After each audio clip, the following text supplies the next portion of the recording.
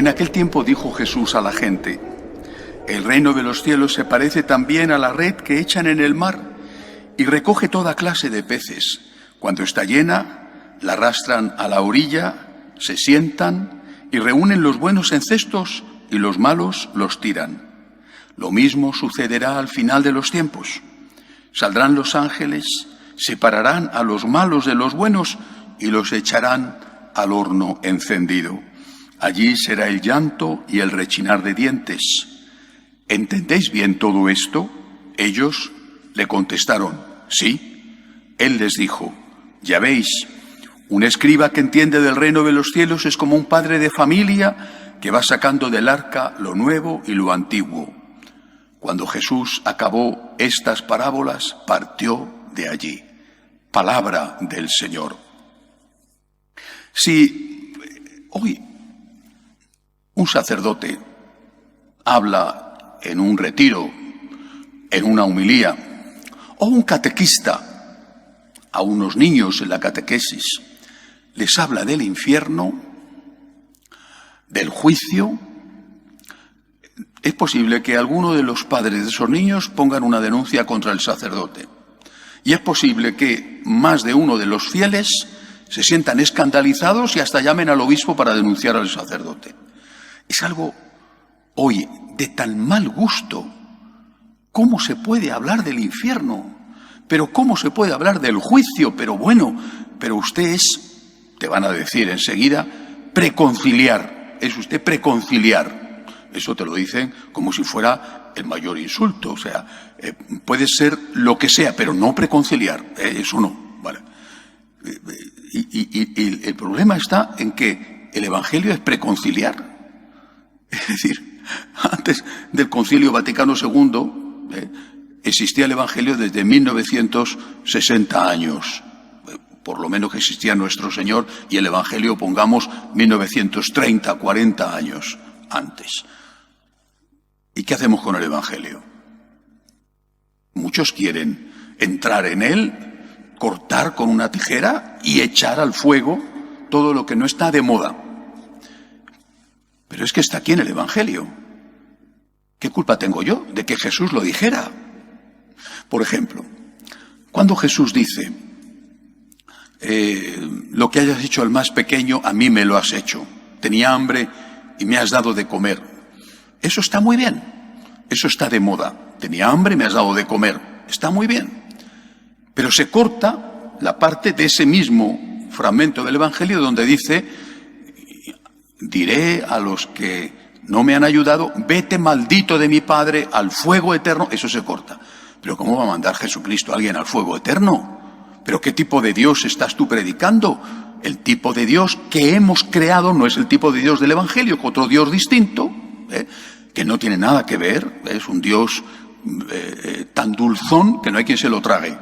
Es como si a la comida, al dulce, le echaras encima miel y le echaras sacarina y un puñado de azúcar. Eso no hay quien se lo coma.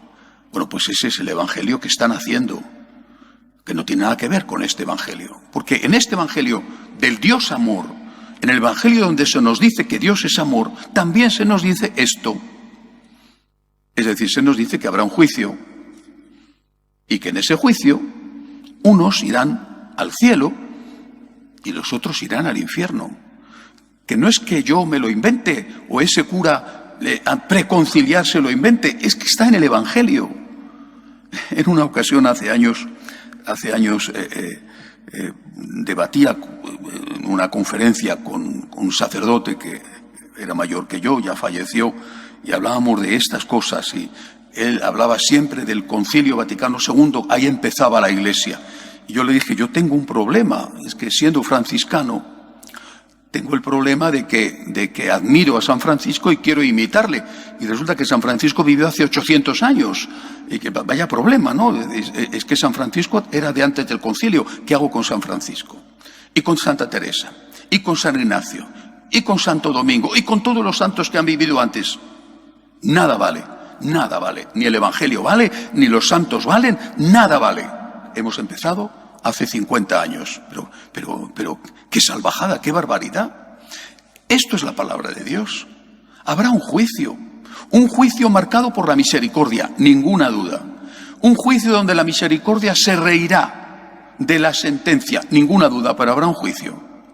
Y en ese juicio, aquel que no sea apto no podrá recibir el perdón de Dios. Es decir, aquel que haya muerto enemistado con Dios, en pecado mortal, no podrá recibir el perdón de Dios, no porque Dios no quiera salvarle, que ha mandado a su Hijo al mundo a salvar el mundo y no a condenar el mundo, sino porque ese no quiere ser salvado. Tenemos todos los días 70 veces 7 oportunidades todos los días de decirle a Dios, perdóname, te quiero, perdóname. Hasta el día de nuestra muerte podremos decirle, perdóname, te quiero, perdóname.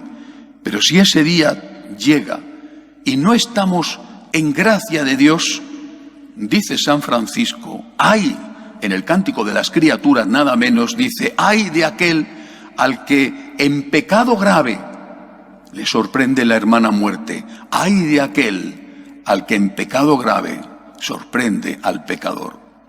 Por eso, intentemos estar en paz con Dios, no pecar. Pero si alguno peca, lo dice San Juan, si alguno peca, y yo creo que no será solo alguno, si pecamos, sea de una cosa pequeñita o de una cosa grave, pidamos perdón, con dolor de corazón sincero por haber ofendido a Dios, a este Dios tan bueno, a este Dios que ha dado la vida por nosotros. Señor, perdóname, te suplico que me perdones. Y lo antes posible, la confesión. Y si nos llega el momento en que tenemos que pasar al Padre, que tenemos que pasar al juicio de Dios, que en ese momento estemos unidos a Él, llenos de agradecimiento a Él y sinceramente arrepentidos de nuestros pecados. Y entonces no tenemos miedo, porque la misericordia se reirá del juicio. Y aunque hayamos merecido por nuestros pecados la condenación, ese arrepentimiento será el que permita a Dios, porque nosotros le daremos permiso, el que permita a Dios salvarnos. Termino con esta frase de Jesús, con esta pregunta. ¿Entendéis bien todo esto? Ellos contestaron, sí. ¿Entendéis bien que hay un juicio y que el que no esté en gracia de Dios no podrá ser salvado porque él no ha querido que Dios le salve? ¿Entendéis bien todo esto? Y si contestamos diciendo sí, actuemos en consecuencia. Que así sea.